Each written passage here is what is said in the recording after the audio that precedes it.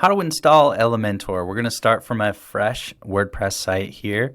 And in your WordPress dashboard, you're just going to go down to Plugins and click on that.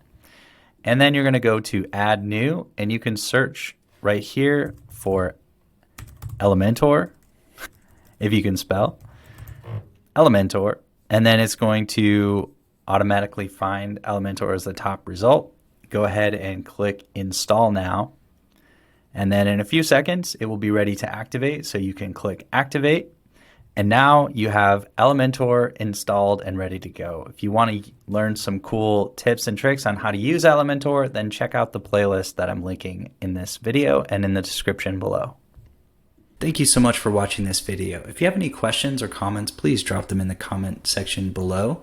And if you found it useful, please hit the like button and maybe subscribe. Finally, take a look at these videos that I linked here and check out the links in the description box below. I've put together some things that I think are particularly useful for what we covered in this video and for you in general. Some of them are affiliate links, so if you end up purchasing any products through them, I may receive a commission. Thank you so much for that support. It helps me to make more videos for you in the future. I hope you enjoy your Elementor journey.